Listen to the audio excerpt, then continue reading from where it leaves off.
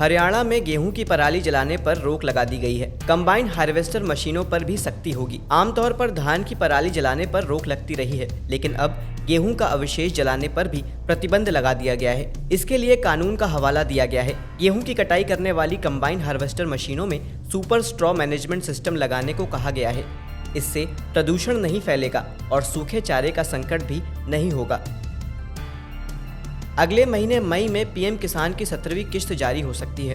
इससे पहले सरकार ने अब तक इस योजना का लाभ ना ले सकने वाले किसानों से सभी जरूरी दस्तावेज जमा करने को कहा है। पीएम किसान योजना के तहत पात्र किसानों को हर 4 महीने में 2,000 रुपए मिलते हैं, जो सालाना 6,000 होते हैं। ये रुपए हर साल 3 किश्तों में दिए जाते हैं। अप्रैल से जुलाई, अगस्त से नवंबर और दिसंबर से मार्च महीने के बीच पीएम मोदी पीएम किसान की किश्त जारी करते हैं। सबसे पहले पीएम किसान की आधिकारिक वेबसाइट pmkisan.gov.in पर जाएं। यहाँ पर फार्मर्स कॉर्नर नाम के विकल्प पर क्लिक करें, फिर न्यू फार्मर रजिस्ट्रेशन विकल्प पर क्लिक करें। इसके बाद ग्रामीण किसान पंजीकरण या शहरी किसान पंजीकरण चुनें।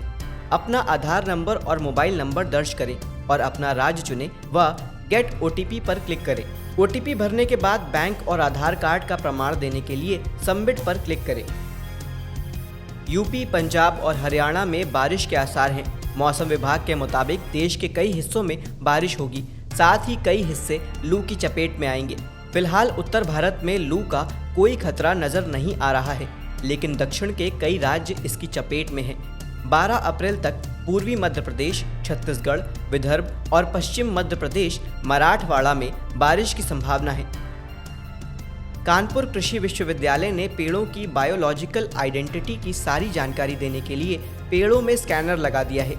अब यहां आने वाले न सिर्फ दुर्लभ और लाभकारी पेड़ को करीब से देख सकेंगे, बल्कि एक स्कैन से उसके बारे में भी सभी जानकारी ले सकेंगे।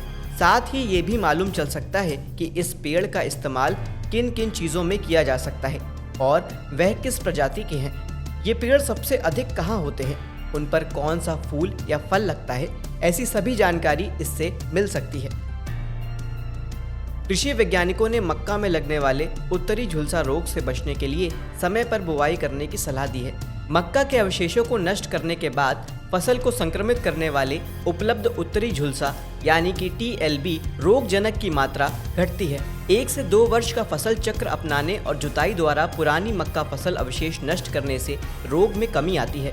खेतों में पोटेशियम क्लोराइड के रूप में पर्याप्त पोटेशियम का इस्तेमाल करने से रोग को नियंत्रित किया जा सकता है। भारतीय कृषि अनुसंधान संस्थान पूसा द्वारा पूसा गोल्डन चेरी टमाटर 2 की नई किस्म विकसित की गई है।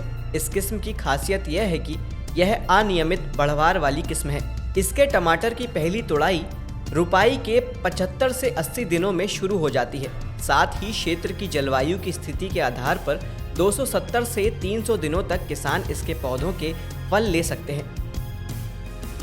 राजस्थान पशु चिकित्सिका और पशु विज्ञान विश्वविद्यालय ने साल 2024-25 के लिए डेयरी, पशुपालन, एग्रीकल्चर समेत अन्य सेक्टर में युवाओं को करियर बनाने के लिए एडमिशन प्रक्रिया शुरू कर दी है।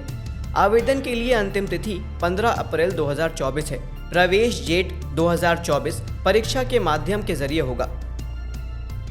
केंद्र सरकार ने चीनी निर्यात पर छूट की मांग को नकारते हुए कहा कि जून तक इस पर कोई बात नहीं होगी, जबकि गेहूं और आटा की कीमतों को कंट्रोल करने के लिए जून से PDS के जरिए गेहूं वितरण और बाजार में बिक्री शुरू करने की योजना भी है। आम की खेती करते हैं तो कीट से फसल बचाने के लिए लगभग 4 मिलीमीटर इमिडोक्लोप्रिड दवा को 1 लीटर पानी में मिलाकर छिड़काव कर सकते हैं। कृषि वैज्ञानिकों के मुताबिक इसके अलावा आम किसान थियामेथोक्सैम 0.4 ग्राम दवा को प्रति लीटर पानी के साथ छिड़काव कर सकते हैं। भारतीय कृषि अनुसंधान परिषद, केंद्रीय बागवानी संस्थान ने आम किसानों को फलों पर खास ध्यान की सलाह दी है।